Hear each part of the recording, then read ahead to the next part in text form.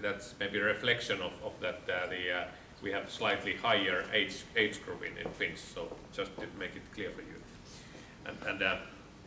so the portal is mainly used for infotainment and entertainment, it's some same characteristics as internet services, but it's made easier, so that even those who think that the main reason for come to Surfport is news or checking WhatsApp, so they still buy games and ringtones. I mean that's they don't rule out, and the time when they maybe there's nothing new here, so they are on the move at home when they have nothing else to do, and not that much during meetings, so at work, which is positive, of course. We can show it's perfectly safe for any company to support that the users or the employees use Surfport, because they don't anyway do it at work.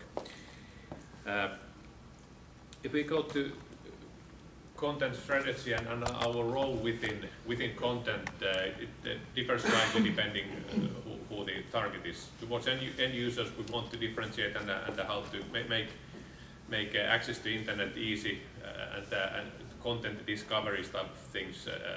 We want to have best content aggregation and to accessing these services easy, and also the cost control, especially when it comes to data traffic issues and pricing and some child security, this type of bearing. So they are sort of very crucial elements. And towards content providers, we see that Surfport, it's market window, traffic generator and child channel, but then that however represents only a fraction of the whole content business.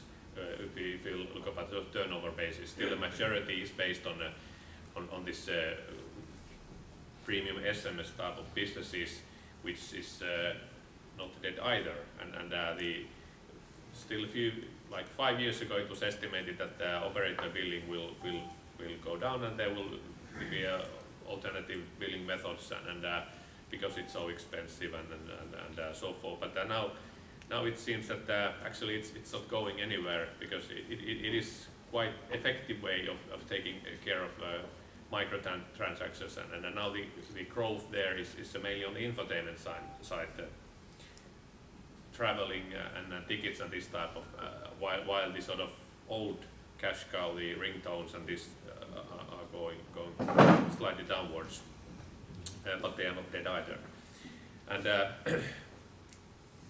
towards content providers, we do co-marketing also, and the over 90% of the cooperation with the content providers, and now I'm not talking about innovation build, but the sort of the business-wise comes from relatively sort of based standard agreements, and so that we offer different pipes for content providers to join, and we don't take any sort of co-branding there. But there are still areas that are so interesting that we want to dig deeper. So it could be something that we could campaign for some specific target group or so. And maybe the latest now is that towards advertisers, the mobile inventory is a new opportunity, but I will come back to that later. So when we talk about content, we try to sort of always look at it sort of three things. One may be easiest, this is the minimum, the ARPU driver. Is this itself giving us more money? And then if the business case looks good, okay, then it's easy to proceed. Not all content services make money now. They are related either to this acquisition tool, we get new customers with it, or then we keep our existing customers. Examples, there might be music, could be sort of acquisition tool, and storage could be customer retention tool. If we identify the key success factors from our point of view, or actually that in order to get services boosted out, we can identify that there are entry barriers in the content business, and there are sort of market boosters. It's like you're walking towards stairs, and that stairs is the growth, but there are a lot of stones in the way to stairs. So you need to remove those stones, and those are sort of unclear pricing and difficult content discovery, and sort of overall the unclarity about that if services work or not. In the early days, some content providers were happy about Java sales, that they were happy that they could sell 6 times the same game to the handset which is not working, because customers just kept ordering and paying, and so of course that's they were happy that day, but maybe not anymore next week.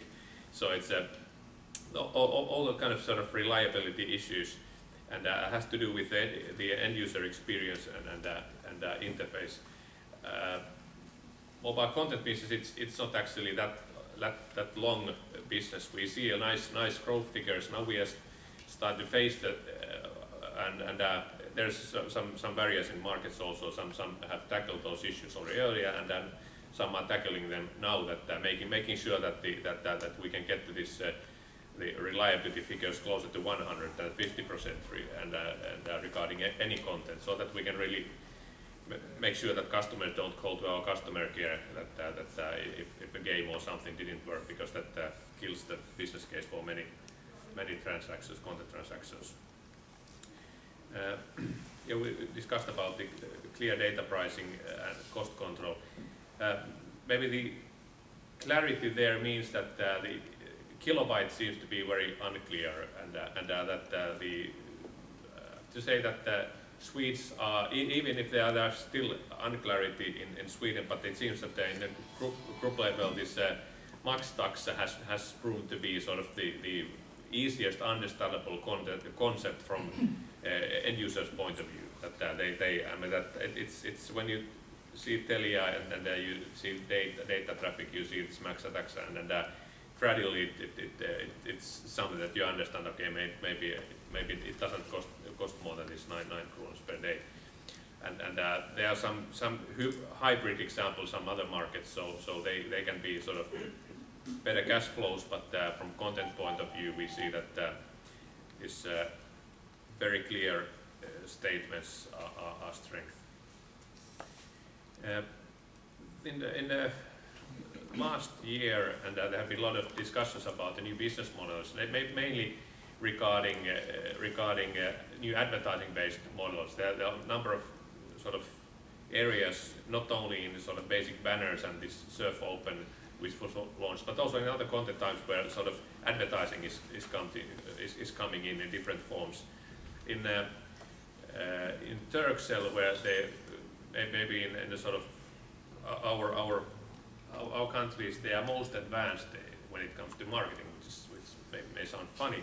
They have 17 different sort of advertising elements what they can offer to corporates when they want to do mobile advertising. So 17 different ways. So then they do, and they take this top 5 and they present this top 5 to, I mean, including the MMS and banners here and there, and all kind of different things. So and we exchange ideas with them, and in this case they are the ones giving experience about the future for us.